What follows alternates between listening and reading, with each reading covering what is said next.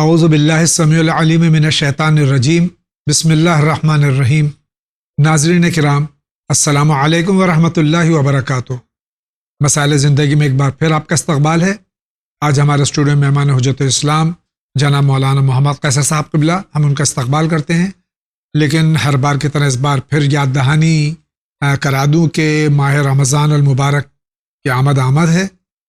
آپ سے التماس ہے، گزارش ہے کہ جو مسائل ماہ مبارک کے سلسلے میں ہیں اس سلسلے میں جو سوالات جلد از جلد آپ بھیج دیں تاکہ جوابات قبل از ماہ مبارک آپ تک پہنچ جائیں، یا اوائل ماہ رمضان المبارک میں ان کا جواب آپ کو مل جائے تاکہ ہمارے روزے اور ہماری عبادات صحیح طریقے سے ہم کر سکیں۔ اسی کے ساتھ دوسری بھی ایک گزارش یہ ہے کہ پینڈیمک کا زمانہ ہے، ہم سوشل ڈسٹینسنگ برقرار رکھیں، ماسک لگائیں، پبلک پلیسز پہ جانے سے پہلے اور آنے کے بعد اپنے ہاتھ دھوئیں، مسلسل احتیاط کریں، جو طبی احکامات ہیں اس پر مکمل طور سے عمل کریں، اور جو شرعی احکامات ہیں اس پر تو عمل کرنا لازم اور واجب ہے۔ آئیے اسی کے ساتھ آج کا یہ پروگرام شروع کرتے ہیں۔ آغا السلام علیکم ورحمۃ اللہ وبرکاتہ۔ وعلیکم السلام ورحمۃ اللہ وبرکاتہ۔ انشاءاللہ مزاج بخیر آغا، اللہ کا شکر ہے، الحمدللہ۔ اجازت ہو تو آغا بسم اللہ پروگرام شروع کریں۔ آئیے دیکھتے ہیں سب سے پہلے سوال کہاں سے۔ السلام علیکم آگا، میں نے سنا ہے کہ پیغمبر صاحب نے دونوں طرف سے طریقے سے نماز پڑھی، ہاتھ باندھ کے بھی اور ہاتھ کھول کے بھی، کیا یہ روایت صحیح ہے؟ مہربانی کر کے اس کی وضاحت کیجیے۔ ہمارے بھائی نے روایت پڑھی نہیں، کہیں سے سنی ہے، نہیں جاز سرکار خطیب مرتبہ نے دونوں طرح سے نماز پڑھی۔ نہیں، ایسی کوئی روایت نہیں ہے۔ حضور اکرم نے ہاتھ کھول کے نماز پڑھی ہے، یہی ایک طریقہ رہا ہے خود حضور اکرم کا، اور ان کے بعد ان کی جگہ جانشین برحق امیر المومنین علی ابن ابی طالب علیہ السلام کا، اور دیگر معصومین علیہ السلام کا۔ ہاتھ باندھ کے پڑھنے کوئی روایت ایسی نہیں۔ بہت بہت شکریہ۔ دوسرا سوال لیتے ہیں۔ السلام علیکم، میں بجنور سے بول رہی ہوں۔ میری ممی کا یہ سوال ہے کہ وہ تخت پر روئی کے گدے پر نماز پڑھتی ہیں، کیا اس پر وہ بہت پتلا ہے، لیکن وہ پوچھنا چاہتی ہیں کہ کیا اس پہ پڑھنے سے نماز میں کوئی فرق ہوگا، اور پلیز یہ بھی بتائیے کہ کتنی گدے کی موٹائی تک ہم نماز پڑھ سکتے ہیں۔ Thank you. دیہاتوں میں، چھوٹے شہروں میں اب بھی چوکی یا تخت وغیرہ ہوتے ہیں جی، جس پہ جو ذرا معذور ہوتے ہیں یا طبیعت ٹھیک نہیں ہوتی ہے وہ ہلکے رضائی اور گدے ٹائپ کی چیزیں بچھا لیتے ہیں، اس پہ سجدہ کرنا کیسا ہے؟ دیکھیں، جیسا کہ بچی نے ذکر کیا کہ بہت ہی ہلکا گدا ہے، جی، تو سجدہ رکھ کے ایسے گدے کے اوپر نماز پڑھنے میں کوئی حرج نہیں ہے۔ جی، ہاں، رہا یہ کہ اگر بہت موٹا گدا یا بہت موٹی لحاف ہے کہ اگر سجدہ رکھیں اور پیشانی رکھے تو وہ پورا سجدہ جا کے دب جائے اور اوپر نیچے آنے کا اس میں چانس ہو، اندیشہ یہی ہو۔ ہاں، تو یہ درست نہیں ہوگا، لیکن ایسے ہی رکھا ہے، وہ معمولی ہے تو کوئی حرج نہیں ہے۔ بہت بہت شکریہ۔ آپ کیا فرماتے ہیں، فرمائیے۔ السلام علیکم، میں آپ سب کو سلام کرتی ہوں، آپ کی پوری ون چینل کی ٹیم کو، اور آپ کی پوری ون چینل ٹیم کا شکریہ ادا کرنا چاہتی ہوں۔ میں آپ کا پروگرام بہت سالوں سے دیکھتی ہوں، مجھے بہت زیادہ معلومات ہوتی ہے، اس لیے میں آپ کا، مولانا کا، جاوید بھائی اور آپ کی پوری ٹیم کا بہت شکریہ ادا کرتی ہوں، اور یہ دعا کرتی ہوں کہ پروردگار آپ کے چینل کو ہمیشہ قائم رکھے اور کامیابی دے۔ میرا سوال یہ ہے کہ میں پابندی سے نماز پڑھتی ہوں، لیکن 9 سال سے 14 سال کی عمر تک میں نے پابندی سے نماز نہیں پڑھی ہے۔ میں ان نمازوں کو ادا کر رہی ہوں، میں پنجگانہ نماز کے ساتھ اپنی ایک دن کی نماز پڑھ لیتی ہوں، قضا نماز ادا کر لیتی ہوں، لیکن میری کچھ صحت ٹھیک نہیں ہونے کی وجہ سے میں اپنی قضا نمازوں کو کھڑے ہو کے نہیں پڑھ پاتی۔ کچھ نماز کو کھڑے ہو کے پڑھ لیتی ہوں، کچھ نماز کو بیٹھ کے پڑھ لیتی ہوں۔ کیا یہ صحیح ہے؟ میں ایسا کر سکتی ہوں یا الگ سے ٹائم نکال کر الگ ہی کھڑے ہو کر نماز پڑھوں؟ پلیز مجھے اس کا جواب دیجیے، شکریہ، خدا حافظ۔ یہ قضا نماز ادا کرنا چاہ رہی ہیں لیکن اپنی طبیعت کی وجہ سے کھڑی نہیں ہو پاتی ہیں۔ دیکھیں جاد بھائی، اس میں یہ مسئلہ، اگر روزانہ کی نماز وہ کھڑے ہو کے نہیں پڑھ پا رہی اور بیٹھ کے ہی پڑھنے کے لیے ممکن ہے، تو جس وقت اپنی نماز روزانہ کی بیٹھ کے پڑھنے بیماری کی بنا پر، اس وقت اگر قضا کر رہی ہیں تو بیٹھ کے قضا کر لیں، کوئی حرج نہیں ہے، ان کی نماز ادا ہو جائے گی قضا سے۔ جی لیکن ایسا نہیں کہ وہ کھڑے ہو کے پڑھ سکتی ہیں اور قضا نماز کو بیٹھ کے پڑھیں، تو ایسا نہیں۔ ایسا نہیں ہے جی، بہت بہت شکریہ۔ آگے بڑھتے ہیں۔ میں اتر پردیش فقوات سے بول رہی ہوں، اور جاوید بھائی، مولانا صاحب السلام علیکم۔ میں آپ سے ایک سوال پوچھنا چاہتی ہوں، گزارش ہے آپ سے کہ باتھ روم میں جو ٹوائلٹ بنے ہوتے ہیں اس میں وضو بھی ہو جاتا ہے، اس میں نہانے کا بھی، نہا کے جیسے آؤ تو اس میں وضو بنانا چاہ رہے ہیں، اس میں ٹوائلٹ بھی ہے باتھ روم بھی ہے، اب ہم نہائیں کے بعد وضو بنائیں تو اس میں کوئی ایسی بات تو نہیں ہے کہ ٹوائلٹ بھی ہے، ہر اٹیچ میں ٹوائلٹ بھی ہے، اس میں وضو ہو سکتا ہے۔ دوسرے یہ سوال ہے کہ میں نماز پڑھتے پہ اکثر ہلنے لگتی ہوں، ہل کے جیسے پڑھتے ہیں تو ہل کے نماز پڑھتی ہوں، اور مجھے جب دھیان آ جاتا میں نہ ہلوں، پھر میں رک جاتی ہوں، پھر دھیان چلا جاتا پھر میں ہلنے لگتی ہوں۔ نماز میں ہل کر نماز پڑھو تو کوئی اس میں وہ تو نہیں ہے، گناہ والی بات تو نہیں ہے، ٹھیک ہے؟ آپ بتائیے۔ اللہ حافظ۔ بہن کے دو سوال ہیں۔ آج کل زیادہ تر جو فلیٹ سسٹمز ہیں یا اٹیچ ہوتے ہیں اٹیچ باتھ باتھ روم، روم اور ہوتے ہیں، تو اس میں جو ٹوائلٹ ہے اور اسی میں واش بیسن ہے، اس میں وضو کرنا کیسا ہے؟ کر سکتے ہیں، کوئی حرج نہیں کوئی ہے۔ حرج نہیں ہے۔ ہاں، کوئی حرج نہیں، کر سکتے ہیں۔ دوسرا سوال ان کا یہ ہے کہ یہ بے خیالی میں نماز جب پڑھتی ہیں تو ہلنے لگتی ہیں، جب خیال آتا ہے تو ساکت ہو جاتی ہاں ہیں۔ دیکھیں، جان بوجھ کے اور عمدن حرکت نہیں کرنی چاہیے۔ جی۔ نماز کی حالت میں پرسکون ہو کر کے جی نماز، چاہے قیام کی حالت میں ہو یا رکوع یا سجدہ یا ذکر پڑھے، تو حرکت نہیں کرنا چاہیے۔ جی، لیکن اگر بے خیالی میں یا یہ کہ غیر ارادی طور سے، غیر ارادی طور سے ہے تو جی۔ کوئی حرج نہیں ہے۔ جس وقت احساس ہو اس وقت فوراً اپنے کو سکون کی حالت میں لائیں۔ بہت بہت شکریہ۔ اگلا سوال لیتے ہیں۔ اپنے ایمان کو کیسے بڑھائے، مہربانی کر کے بتاؤ۔ یہ سوال ہے کہ اپنے ایمان کو کس طرح سے اور زیادہ مزید پختہ کریں۔ خوف پروردگار اور معرفت پروردگار پیدا کرنے کے ذریعے سے ایمان کو بڑھائیں۔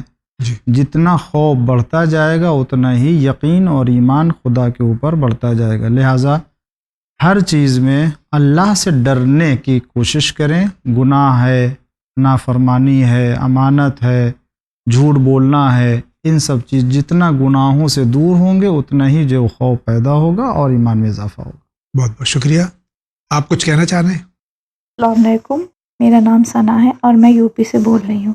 میرا سوال یہ ہے کہ ابھی کچھ ہی دن پہلے میرا آپریشن ہوا ہے، جس کی وجہ سے مجھے بہت کمزوری ہے اور میری دوائیاں ریگولر چل رہی ہیں۔ اب میرے 3 روزے پچھلے سال کے قضا باقی رہ گئے ہیں، وہ بھی میں اپنی طبیعت کی وجہ سے رکھ نہیں پائی۔ اب میں بہت پریشان ہوں، رمضان آ رہا ہے، اب میں ان روزوں کو کس طرح سے ادا کروں؟ پلیز مجھے راستہ بتائیے، میں کیا کروں؟ جو جینیونلی بیمار ہو اور رمضان المبارک کے روزہ قضا ہو گئے ہوں اور اب آئندہ رمضان آنے تک بھی صحت نہیں ہو، ہاں، اور جیسے کہ ان کے 3 روزہ قضا ہو گئے، ان تو کو کیا کرنا دیکھیں، چاہیے؟ جذب اس میں یہ ہے کہ اگر وہ ابھی تو اور بھی دن باقی ہیں، اگر خدا نے طاقت دی، قدرت دی تو رکھ سکتی ہیں، تو رکھنا ہے، ان جی کو قضا کرنا ہے۔ لیکن اگر یہ بیماری اور کمزوری یہ پورے سال برقرار رہی اور نہیں رکھ سکی تو ماہ رمضان کے بعد اس کو رکھ سکتے ہیں۔ قضا بہت بہت کی نیت شکریہ۔ سے۔ اور ایک سوال اس میں اور آگا، چونکہ ماہ رمضان المبارک کا معاملہ ہے، یہ جو عام طور سے ہم لوگ کہتے ہیں رمضان، کیا یہ کہنا درست ہے یا رمضان المبارک ہے ماہ ہاں، رمضان؟ حدیث میں جی اچھا سوال کیا ہے، جی ماہ رمضان یا رمضان المبارک۔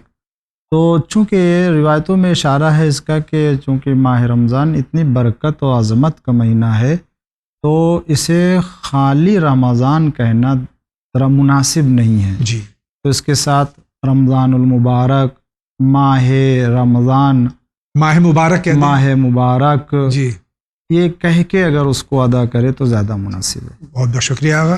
ان کا کیا سوال ہے، دیکھتے ہیں۔ السلام علیکم مولانا صاحب اینڈ جاوید انکل۔ مولانا صاحب سے میرا یہ کویشچن ہے کہ مولانا صاحب، ہم جب زندگی میں ہم سے گناہ ہوتے ہیں نا، تو وہ زیادہ تر ہم سے جان بوجھ کر ہی ہوتے ہیں، کیونکہ ایسا تو ہے نہیں آج کل کے زمانے میں کہ ہمیں پتہ نہ ہو کہ ہم غلط کر رہے ہیں یا صحیح۔ کیونکہ میں نے بہت سارے مطلب مجھے بہت زیادہ احساس ہو رہا ہے کہ میں نے بہت گناہ کیے ہیں، بہت جیسے بچپنے میں ہم کر لیتے ہیں، پتہ ہے جھوٹ بولنا غلط ہے لیکن بہت بولے ہیں، ممی ابو کا کہنا نہیں مانا، بہت سارے ایسے گناہ ہیں، تو اب مجھے بہت زیادہ احساس ہوتا ہے ان گناہوں کا۔ مولانا صاحب میرا یہ سوال ہے کہ جیسے ہم نماز توبہ اگر پڑھتے ہیں ہم، تو کیا نماز توبہ پڑھنے سے ہمارے جان بوجھ کر جو ہوئے گناہ ہیں کیا وہ بھی ہمارے معاف ہو جائیں گے؟ اللہ تو بہت رحمان اور رحیم ہے، لیکن اس کا مطلب یہ بھی نہیں کہ ہم جان بوجھ کے گناہ کرتے ہیں اور اس سے کہہ دیں کہ اللہ معاف کر دو تو اللہ معاف کر دے گا، کیونکہ یہ تو غلط ہے۔ اللہ نے کہا کہ آپ کی سچے دل سے معافی ہے تبھی آپ کی معافی قبول ہوگی۔ تو میرا یہی سوال ہے کہ جیسے مجھے نماز توبہ پڑھنی ہے، تو کیا نماز توبہ پڑھنے سے میرے جان بوجھ کر گناہ بھی معاف ہو سکتے ہیں؟ تو جو میں نے کیے ہیں لیکن میں بہت شرمندہ ہوں کہ میں نے وہ کرے ہیں، اب میں سچے دل سے اللہ سے معافی مانگنا چاہتی ہوں، تو آپ پلیز مجھے بتائیے کہ کیا اللہ میرے ان گناہوں کو بھی بخشے گا؟ احساس شرمندگی اور گناہ کرنے کے بعد میں اگر تائب ہو جائے انسان، اس کے باوجود بھی کیا یہ نماز توبہ پڑھنا چاہیے؟ بے شک دیکھیں، نماز توبہ اور استغفار کرنا الگ سے یہ خود انسان کی پشیمانی کی دلیل ہے، جی، اور جہاں تک آمدن جان بوجھ گناہ کرنے سے بچنا چاہیے اور اللہ کی مخالفت نہیں کرنی چاہیے، لیکن اس طرح کے گناہ کی مغفرت اور توبہ کے لیے زیادہ پشیمانی سے خدا سے طلب مغفرت کرنا پڑے گی، کیونکہ آمدن اور جان بوجھ کے اللہ بہت بڑا کریم ہے، اللہ معاف کرنے والا ہے، لیکن سچے دل سے، صدق نیت سے کہ کبھی اب دوبارہ اس گناہ کو انجام نہیں دیں گے، یقیناً پروردگار عالم معاف کرنے والا۔ بہت بہت شکریہ۔ ان کا کیا سوال ہے؟ السلام علیکم مولانا صاحب اور جاوید بھائی۔ ہمیں ابھی قریب 1 مہینے سے شوگر کی بیماری ہو گئی ہے۔ اب رمضان آ رہا ہے تو ہمیں ٹینشن ہے کہ روزے کیسے رکھیں گے، تو آپ تھوڑا سا اس کے لیے بتائیے کہ ہم روزے رکھ سکتے ہیں یا نہیں روزے رکھ سکتے ہیں، کیونکہ ویکنیس بھی بہت ہے اور شوگر بھی بڑی رہتی ہے، اس کے لیے ہمیں کیا کرنا چاہیے؟ بہت سے لوگ جن کو شوگر کی یعنی ڈائبٹیز کی بیماری ہے، لیکن ماہ مبارک اور رمضان میں روزے پورے رکھتے ہیں، جی، لیکن کچھ کیسز ایسے ہوتے ہیں کہ جس میں پریشانی ہوتی ہے، ہے، اس دقت۔ سلسلے میں کیا ہاں، کرنا چاہیے؟ دیکھیں یہ تو دو چیزیں، پہلے تو خود جسے ڈائبٹیز ہے اور جو بیمار ہے وہ خود احساس کرے گا کہ آیا ہم رکھ سکتے ہیں اور واقعاً اسے کمزوری ہے یا نہیں ہے، اور کیسی کتنی حد تک کمزوری ہے یہ خود فیصلہ کرے گا۔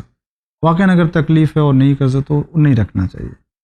دوسری بات یہ کہ خود اپنے ڈاکٹر سے مشورہ کرے، جی، ہو سکتا ہے وہ آپ کو تجویز کرے کہ آپ ان دواؤں کو اس کا ٹائم ٹیبل بدل دیجئے یا کوئی دوا چینج کر لیجئے اور آپ روزہ رکھیے۔ اگر ڈاکٹر مشورہ کر دیتا ہے روزہ رکھنے کے لیے اور آپ بھی محسوس کرتے ہیں کہ رکھ سکتے ہیں تو رکھ لینا چاہیے۔ بہت ایسا شکریہ۔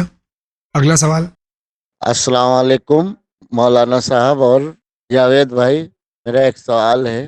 ہم جرول بہرائچ سے بول رہے ہیں، اور جیسے ایک کٹورا ہے پیتل کا، اس پہ سورہ یاسین اندر کے حصے میں لکھی ہوئی، تو کیا اس میں پانی منہ لگا کے پی سکتے ہیں یا کس طرح سے پی سکتے ہیں؟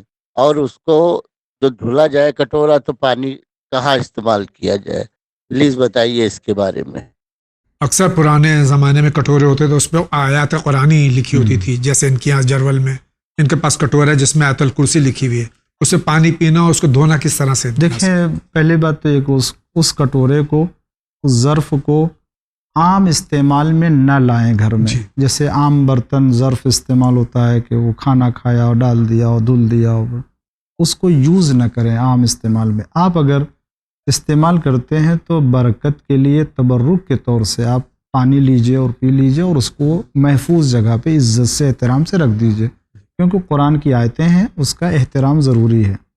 اور اگر اپنے بدن کو مس کرتے ہیں ان جگہوں سے جہاں پر آیتیں لکھی ہیں تو وضو ہونا ضروری چاہیے، ہے، جی، وہ ضروری ہے۔ جی، اور دھلتے ہیں تو اس کے پانی کا خیال رکھیں کہ عام کیاری جگہوں وغیرہ پر میں نہ جائے، آپ کے یہاں پلانٹ ہے یا جی، کوئی گارڈن ہے جی، وہاں ڈال دیجئے۔ بہت بہت شکریہ۔ آپ کیا کہہ رہے ہیں، فرمائیے۔ السلام علیکم مولانا صاحب، میں کشمیر سے ہوں۔ میرا سوال یہ ہے، عورت کو کس طرح کا پردہ کرنا چاہیے؟ کیونکہ آج کل کے زمانے میں دیکھا جاتا ہے بہت مختلف طرح کے پردے کیے جاتے ہیں، مگر ان میں سے درست پردہ کون سا ہے؟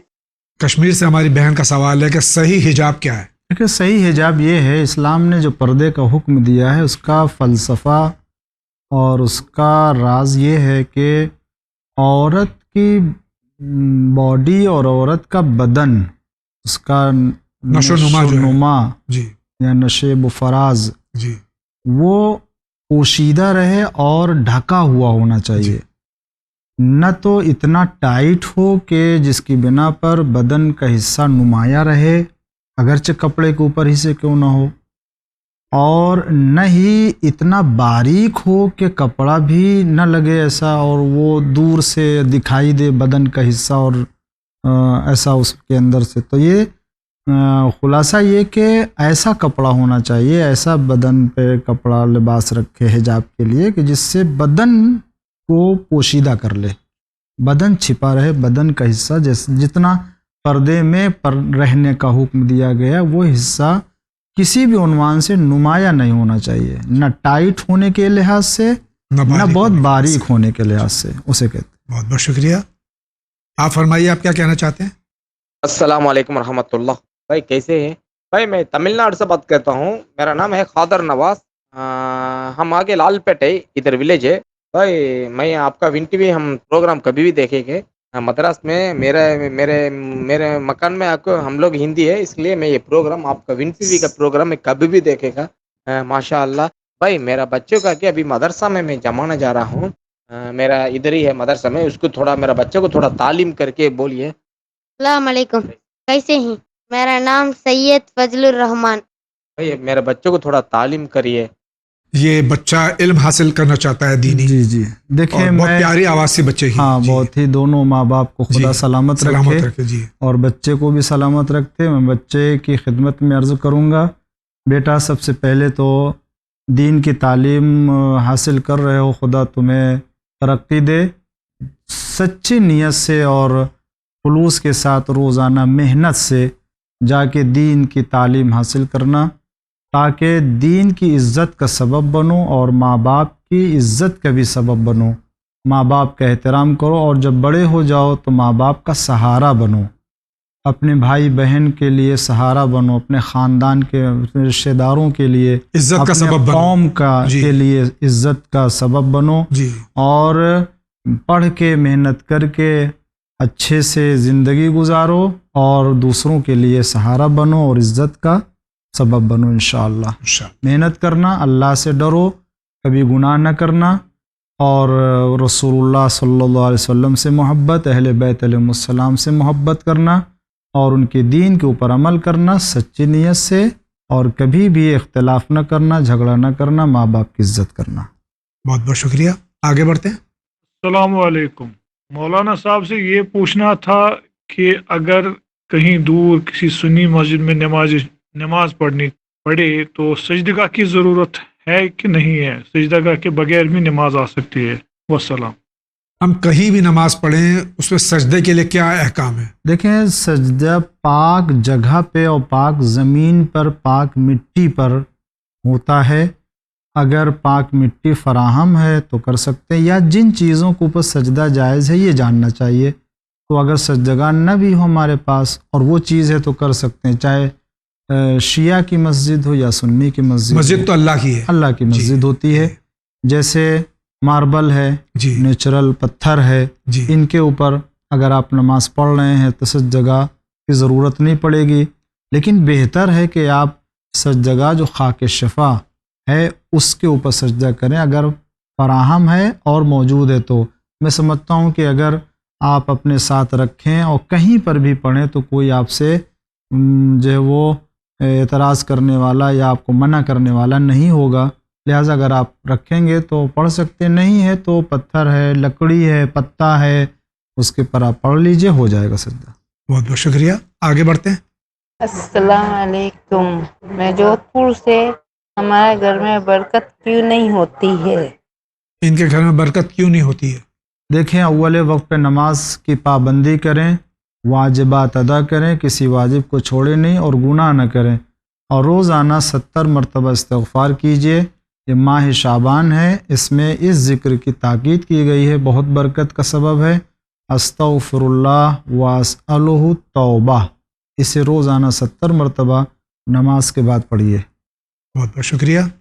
आप फरमाइए। अस्सलाम वालेकुम, मेरा नाम मुदाहिर आरिफ है। کیا مجھے آپ بتا سکتے ہیں کہ میں پچھلے کئی سال سے کوشش کر رہا ہوں لگاتار اپنے کاروبار میں ترقی کرنے کے لیے، لیکن نہیں کر پا رہا ہوں، جس کی وجہ سے میری فیملی مجھ سے بگڑ گئی ہے، اپنے بچوں کا خرچہ نہیں اٹھا پاتا، اپنی بیوی کا خرچہ نہیں اٹھا پاتا، اور جس کی وجہ سے اب میری طلاق کی نوبت آ گئی ہے۔ تو اپنے کاروبار کو کیسے آگے بڑھاؤں، اپنی ماں باپ کا بھی خرچہ نہیں اٹھا پا رہا، تو کرپیا کر کے میری اس میں مدد کیجیے۔ السلام علیکم۔ یقیناً یہ محنت کر رہے ہوں گے لیکن کاروبار میں برکت نہیں ہو رہی، جس کی وجہ سے گھر میں آپ مسلمان اختلافات ہو ہیں؟ رہے ہیں۔ جی آپ مسلمان ہیں، اللہ کے اوپر اعتقاد رکھتے ہیں اور ایمان ہے اللہ کے اوپر، تو چونکہ مسلمان ہے تو ہمیں مسلمان ہونے کے اعتبار سے اسلام کی تمام تعلیمات کے اوپر عمل کرنا چاہیے۔ آپ ذرا اپنی زندگی کا جائزہ لیجئے، کہیں خدا کے حکم کی مخالفت تو نہیں کر رہے ہیں برابر، جس کی بنا پر برکتیں نہیں آ رہی ہیں۔ ہو سکتا ہے کسی خاص گناہ کی بنا پر یہ برکت نہ آ رہی ہو اور نعمت نہ آ رہی ہو، اس کا جائزہ لیجئے اور خدا پر بھروسہ کیجئے، توکل کیجئے۔ آزمائش ہو سکتی ہے، امتحان ہو سکتا ہے، لیکن خدا کی ذات سے نا امید نہ ہو۔ آپ کاروبار کیجئے، آپ کے جیسے دنیا میں بہت سی مثالیں پائی جاتی ہیں، ایسا نہیں ہے کہ آپ ہی صرف ہیں، بہت سے لوگوں نے بڑا بڑا سرمایہ لگایا ہے، پھر بھی کامیابی نہیں ملی، مگر حوصلہ نہیں ہارے، انہوں نے پھر سے شروع کیا، زیرو سے شروع کیا، اور آخرکار وہ کامیاب ہوئے ہیں۔ بہت بہت شکریہ، آگے بڑھتے ہیں۔ ہمارا یہ سوال ہے کہ میں نے اپنی ناتی کے لیے مانا تھا کہ بیٹی کے لیے مانا تھا کہ میرا بیٹی کے بیٹا ہوگا تو میں جو پورے میں عقیقہ کراؤں گی، تو کیا کہتے ہیں، کیا میں عقیقہ میں کرا سکتی ہوں؟ پھر دوبارہ تو ان کے ماں باپ کو نہیں کرانا پڑے گا، کیونکہ عقیقہ تو ماں باپ کراتے، لیکن اگر ہم نے منت مانی ہے تو کیا ہم کرا سکتے ہیں؟ نانی نے اگر منت کی ہے کہ نواسے ہے نواسی کی عقیقہ کریں گے تو کیا وہ کرا سکتی ہیں، اور پھر دوبارہ ماں باپ کو یا خود اس کو کرنے کی ضرورت نہیں۔ بہت بہت شکریہ۔ آپ کا کیا سوال ہے؟ جناب جاوید بھائی، مولانا صاحب السلام علیکم، میں محمد ظفر زیدی علی گڑھ سے بول رہا ہوں۔ سرکار، آپ کے درمیان میرا سوال یہ ہے کہ آئے مباحلہ میں حضرت علی کو نفس رسول کہا گیا ہے، تو اس پہ یقین میرا کامل ہے، لیکن اگر میں نفس اللہ کہوں تو اللہ تو کوئی نفس رکھتا نہیں ہے، کیا یہ لفظ صحیح ہے؟ اس کی وضاحت فرمائیے۔ نفس اللہ مولا متقیان کا ایک لقب ہے۔ بے شک جس طریقے سے آپ کو نفس رسول ہونے میں شبہ نہیں ہے، اسی طریقے سے نفس اللہ ہونے میں بھی کوئی شبہ نہیں ہونا چاہیے۔ جہاں تک مسئلہ یہ ہے کہ کیا اللہ کا نفس بھی ہوتا ہے، تو قرآن نے بھی کئی جگہ پر خداوند عالم کے لیے ذکر کیا ید اللہ فوق ایدیہم، اللہ کا ہاتھ، تو کیا مطلب اللہ کا ہاتھ ہے؟ ایسا نہیں۔ اسی طرح سے روح کے سلسلے میں بھی ہے، فَقَعُوا لَهُ ساجدین، جب میں اس میں روح ڈال دوں، اپنی روح ڈال دوں، روحی کہا ہے، میں اپنی روح ڈال دوں، تو کیا خدا کی روح ہے؟ نہیں۔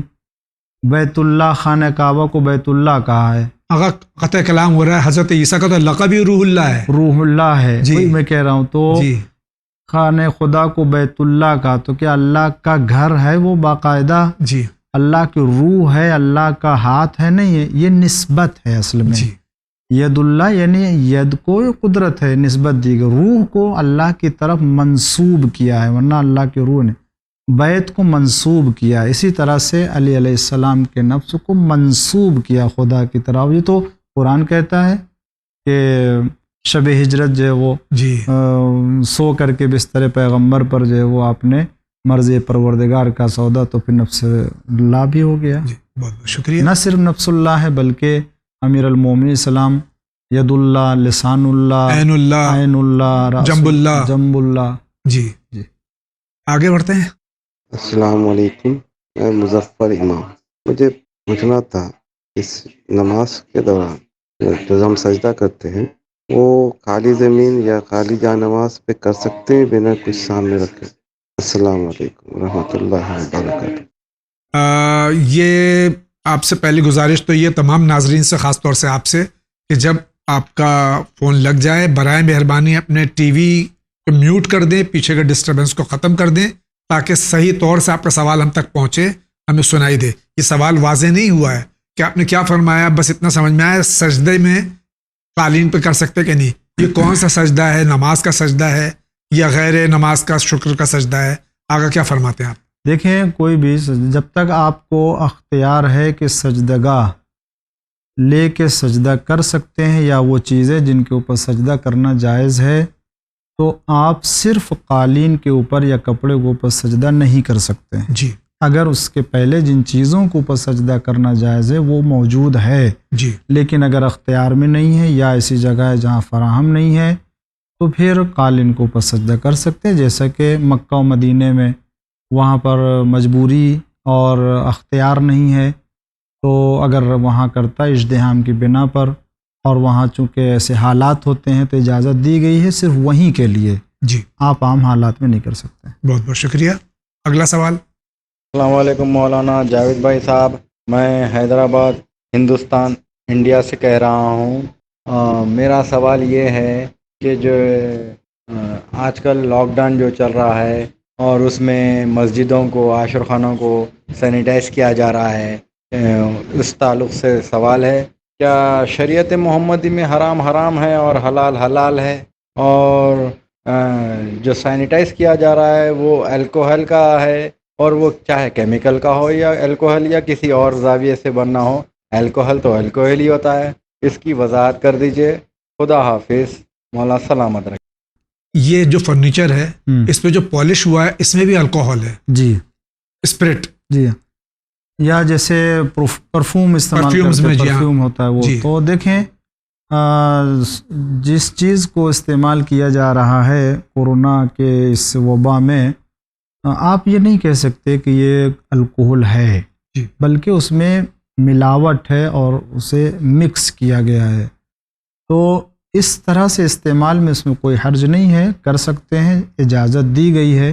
ہاں الگ سے اگر کوئی نجاست لگتی ہے یا کسی کا ہاتھ ایسا جس کی بنا پر اسے نجس کہہ سکتے ہیں تو ایک الگ مسئلہ ہے، اسے پاک کرنا ہوگا، ورنہ بعین ہی ہے، ورنہ بذات ہی اگر آپ سینیٹائز کر رہے ہیں تو کوئی حرج نہیں ہے۔ تو کوئی حرج نہیں ہے۔ بہت بہت شکریہ۔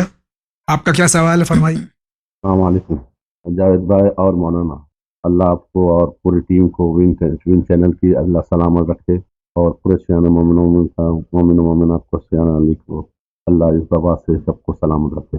مولانا صاحب دو سوال ہے، پہلا تو بڑی معذرت سے اور بڑی تکلیف ہوتی ہے یہ سب بولنے کو کہ ظہر کی نماز ہم لوگ ٹی وی پہ فرادہ پڑھتے ہیں حالات کی وجہ سے، تو اس کے اندر آیت اللہ خامانی صاحب جو نماز پڑھاتے ہیں اس پہ اقامت ہی نہیں ہے، اور ان کی آواز لاسٹ میں تشہد میں بھی کلیئر نہیں ہے، آتی نہیں ہے۔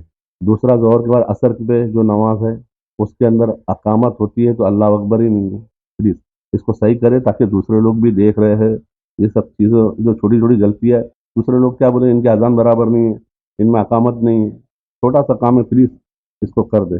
دوسرا مسئلہ آج کے حساب سے رمضان کا ہے کہ مولانا صاحب یہاں دیکھیے ابھی لاک ڈاؤن کے تو نہیں ہے لیکن مسئلہ کرفیو چل رہا ہے اور حالات گورنمنٹ بول رہی ہے 5 سے زیادہ نہیں ہے، مسجد میں بھی آئے ہو تو ماسک واسک پہن کے آئے، تو اس حساب سے مسجد میں جانا نماز سے تو سمجھ میں آتا ہے، لیکن افطاری کے لیے ایک بیوی بچے کے ساتھ گھر پہ افطاری کرنا چاہیے یا مسجد میں کرنا چاہیے؟ پلیز اس کا ذرا جواب دیجیے۔ بہت بہت شکریہ، خدا حافظ، اللہ آپ کو سلامت رکھے۔ بہت ہی بہتر چینل ہے یہ، اسے ہدایت کے لیے، خدا حافظ۔ جہاں تک کہ آپ کا پہلا اعتراض ہے، ایڈمن تک آپ کی شکایت انشاءاللہ ضرور پہنچا دی جائے گی کہ جو اس میں خامیاں ہیں، یقیناً اگر یہ غلطی ہے جو میں نے ابھی دیکھی نہیں لیکن بہرحال آپ نے جو دیکھا صحیح ہے، میں یہ ایڈمن تک آپ کی شکایت ضرور پہنچا دوں گا تاکہ اس کا ازالہ کیا جا سکے۔ آگا آپ کیا فرماتے ہیں؟ اگر ایسی نماز ہوتی ہے تو دیکھیں یہ پوری نمازیں نہیں یہاں سے ٹیلی کاسٹ کی جاتی ہیں، وہ تو ایک ویڈیو کلپ ہے اور ویڈیو جو بنائی گئی ہے، اب اس میں آپ جتنا بھی کاٹ سکتے ہیں، جتنا بھی ڈال سکتے ہیں وہ تو، یہاں اگر مقصد صرف نماز کو دکھانا ہے تو ہو سکتا ہے اس کے پہلے نماز اقامت سب جو ہے وہ الگ کر دیا، صرف نماز کو دکھا رہے ہیں، تو اس سے لوگوں کو یہ نہیں سمجھنا چاہیے کہ نماز بغیر اذان اقامت کے، ہمارے یہاں کتاب ہے، سب کچھ ہے، معلوم ہے کہ نماز بغیر اقامت کے اور اذان کے نہیں ہوتی ہے، اور تو اب یہ چونکہ چینل ہے تو یہاں پر تمام مستحبات اور تمام جو تعقیبات کے ساتھ دکھانے کا مقصد نہیں ہے صرف نماز دکھانا ہے، صرف نماز دکھانا ہے، کو نماز دکھائی جاتی ہے اس غرض سے. میں سمجھتا ہوں شاید یہ مقصد ہو سکتا ہے. پھر بھی ہم کوشش کریں گے کہ ہو سکتا ہے وہ اگر رکھتے ہیں تو پورے دکھا سکتے ہیں. جہاں تک دوسرا مسئلہ ہے کہ مسجد میں افطار کرنا ہے یا گھر میں، تو دیکھیں چونکہ حالات ایسے ہیں نہیں جمع ہو سکتے ہیں تو آپ مسجد میں نہ جائیے، گھر میں آپ بیٹھ کر کے بچوں کے ساتھ اپنے افطار کیجئے. اور اگر جا سکتے ہیں تو وہاں مومنین کے ساتھ بھی شریک ہوں، یا آپ افطار بھیج دیجئے وہاں پر جو لوگ جو 4-6 لوگ جمع ہوتے ہیں ان کے ساتھ ہو. اور اوریجنل فائل جو ہے اس نماز کی یا اقامت کی، اس میں ایسا ہی ہے یہ، اس کے باوجود بھی آپ کی شکایت سراخوں پر ہے. آئیے اگلے سوال کی طرف بڑھتے ہیں. السلام علیکم، میرا نام شاہد مسعود ہے اور میرا سوال یہ ہے کہ سورہ لقمان کی آخری آیات میں پروردگار کے بارے میں 5 علم کا تذکرہ ہوا ہے کہ جو خدا سے مخصوص ہے، اور اس میں سے ایک یہ بھی ہے کہ عورت کے شکم میں کیا ہے، نر ہے یا مادہ، یہ اللہ سے مخصوص ہے. لیکن آج کی ٹیکنالوجی انسان کو پہلے ہی بتا دیتی ہے کہ مثلا لڑکا ہے لڑکی. تو اس بارے میں مطلب کیا ہے کہ ٹیکنالوجی تو بتا رہی ہے اور یہ علم صرف خدا سے مخصوص ہے. اور دوسرا سوال یہ ہے کہ جو کسی شرعی عذر کی وجہ سے روزہ نہیں رکھ سکتے ہیں تو کیا وہ فدیے کے طور پر پیسے دے سکتے ہیں یا گیہوں چاول جو یہی دینا ضروری ہے؟ پہلا سوال سورہ لقمان کی آخری آیت کے سلسلے میں ہے کہ صرف اللہ جانتا ہے کہ شکم میں لڑکا ہے یا لڑکی ہے، اور لیکن اب تو سونوگرافی سے پتہ چل جاتا ہے. یہ دیکھیں کوئی مسئلہ نہیں ہے، اس لیے کہ خود اللہ سے اگر مخصوص ہے تو خود ائمہ معصومین علیہ السلام نے تو خبر دی ہے. جی انہوں نے بھی بتایا ہے کہ ہمارے پاس علم ہے. اور مسئلہ یہ ہے کہ کیا آج کے پاس جن کے پاس یہ علم ہے وہ کیا پورے اطمینان کے ساتھ یہ کہہ سکتے ہیں کہ یہی ہونے والا ہے اور اس میں کوئی تبدیلی نہیں ہونے والی ہے؟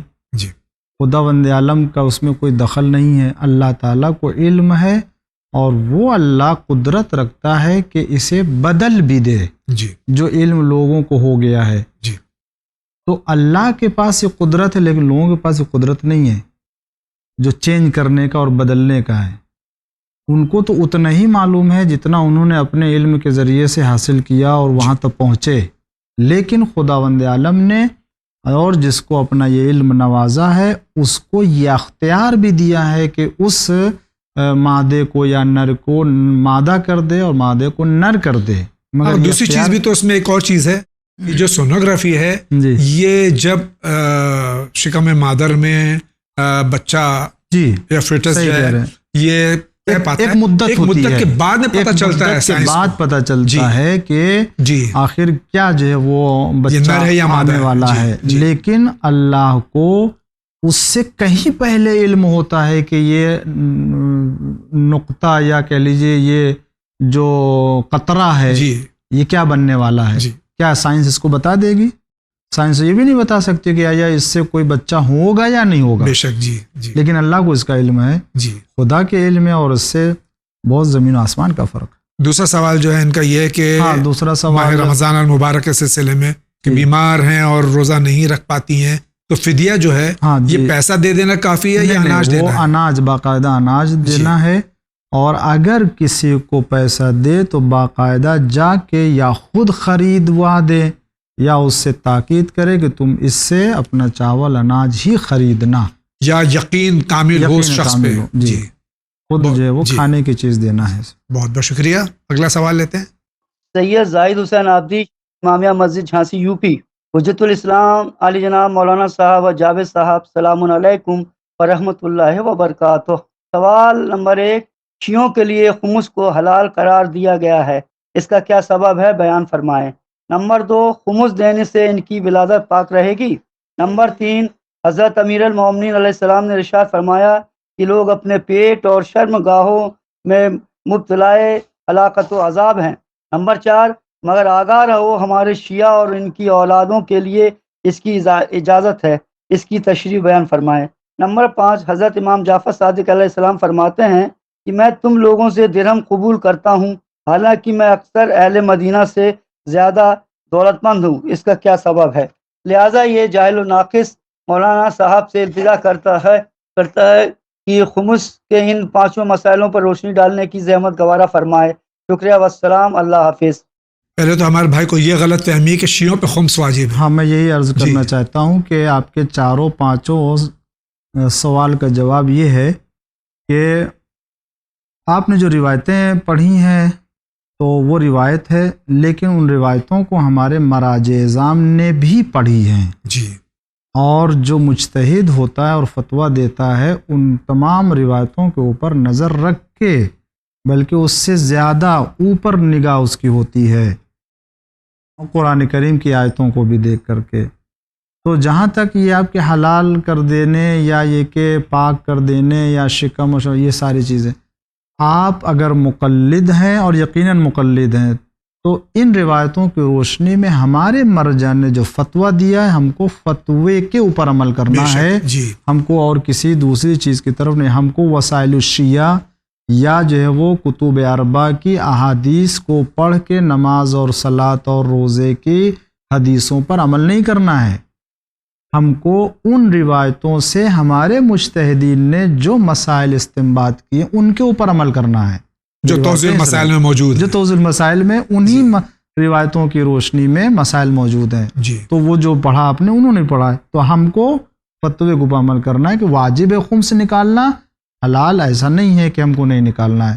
اور جہاں تک رہ گیا کہ امام جعفر صادق علیہ الصلوۃ والسلام یقیناً مدینہ، تو ہاں بے شک میں بھی مانتا ہوں، آپ کو بھی ماننا ہے کہ جتنا اقتدار و قدرت اہل بیت علیہ السلام کو خدا نے دیا کسی کو نہیں دیا ہے. بے شک وہ تو دنیا میں آئے تھے ہمارے ساتھ، آپ کے ساتھ، دنیا والوں کے ساتھ رہنا ان کی ہدایت کی، اس لیے ہمارے جیسی زندگی بسر کر رہے، ورنہ ان کو کسی چیز کی دنیا کی ضرورت نہیں. ٹھوکر مارے تو پتھر زر و جواہر بن جائے، اور جس چیز کی طرف نگاہ کریں وہ جس چیز کے لیے کریں وہ چیز بن جائے.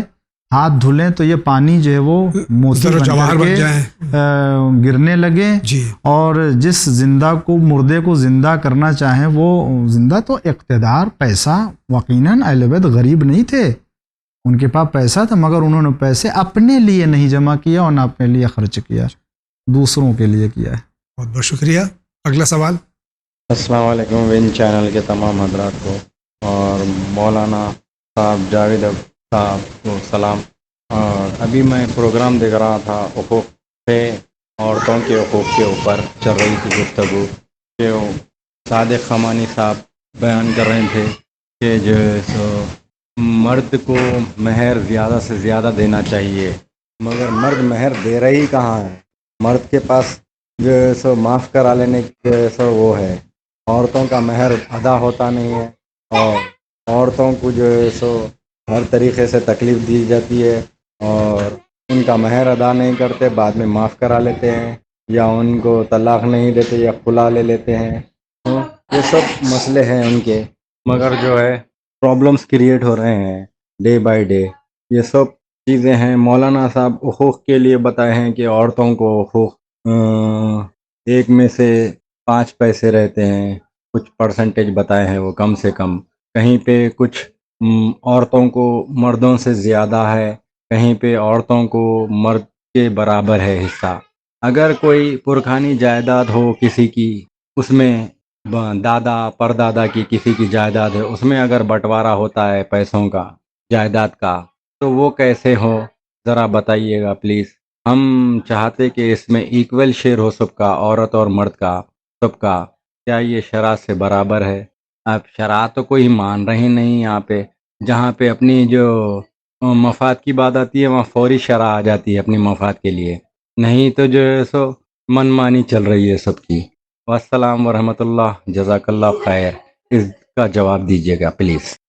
جو یہ حقوق اور مہر کے سلسلے میں انہوں نے دیکھیں، مہر کا مسئلہ یقیناً وہ عورت کا حق ہے جی، اور اسے دینا چاہیے، اور جتنے بھی مہر قرار دیا گیا ہے وہ عورت حق رکھتی ہے کہ اسے طلب کرے، بلکہ شوہر کو اتنی تاخیر کرنی نہیں چاہیے کہ مطالبہ کرے، اس کو لے جا کے اسی وقت جس وقت عقد ہو رہا اسی وقت ادا کر دے. یہ چیز ہے. اور دوسرے یہ کہ جہاں تک ان کے حقوق اور ان کے اوپر ظلم ہوتا ہے، نہیں، ظلم نہیں ہونا چاہیے. عورتوں کو جو اسلام نے حق دیا ہے وہ یقیناً ہم سب کو اس کو ادا کرنا چاہیے. ان کی عزت، انسان، اسلام نے بہت احترام دیا ہے عورت کو مرد کے مقابل میں بھی، اور اس کے حقوق قرار دیے ہیں. جہاں تک میراث کا مسئلہ ہے، باپ دادا کی جائیداد ہے تو اس میں عورتوں کو مردوں کو الگ الگ حصہ قرار دیا، اس کی بھی مصلحت ہے، اس کا فلسفہ ہے کہ بیٹوں کو 2 حصہ ملے گا اور 1 حصہ جو ہے وہ بیٹی کو ملے گا۔ اس کا راز بھی یہ ہے کہ جس وقت لڑکا شادی کر کے اپنے بیوی کو گھر لائے گا تو اس بیوی کا خرچہ جو ہے وہ اس بیوی کے اوپر نہیں ہوگا، اس کا خرچہ جو ہے وہ شوہر کے اوپر ہوتا ہے۔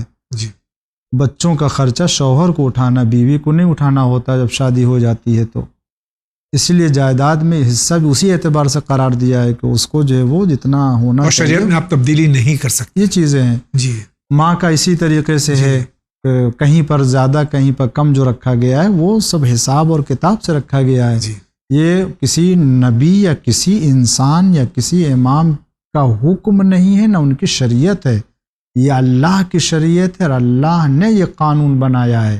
کسی کو اس میں تبدیل کرنے یا بدلنے یا اپنی رائے کہ یہ اچھا ہونا چاہیے، ایسے سے ایسے ہونا چاہیے، کسی بھی انسان کو اختیار نہیں، اس لیے کہ یہ قانون انسان کا بنایا ہوا ہے ہی نہیں۔ تو ماں کا اسی لیے اگر بیٹے ہیں، شوہر کا انتقال ہو گیا ہے، ماں ہے، بیٹے ہیں تو اس کا حق الگ ہے، بیٹے نہیں ہیں، شوہر کا انتقال ہو گیا تو اس کا حق الگ ہے۔ 4 حصہ 8 حصہ اسی لیے رکھا گیا ہے۔ یہ سب حساب و کتاب سے، یہ قابل تبدیل نہیں ہے، نہ ہماری رائے کا محتاج ہے۔ بہت بہت شکریہ۔ آپ کا کیا سوال ہے؟ سید زاہد حسین عابدی، امامیہ مسجد جھانسی یوپی۔ حجت الاسلام علی جناب مولانا صاحب جاوید صاحب سلام علیکم ورحمۃ اللہ وبرکاتہ۔ سوال 1، کس سبب کی بنا پر لوگوں پر روزہ واجب قرار دیا گیا ہے؟ نمبر 2، روزے کی علت کی وضاحت بیان فرمائیں۔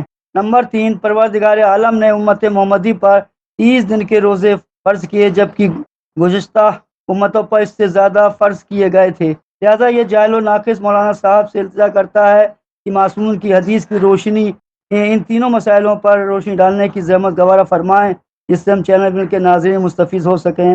شکریہ والسلام، اللہ حافظ۔ ماہ سیام کے روزوں کے سلسلے میں 3 سوالات ہیں۔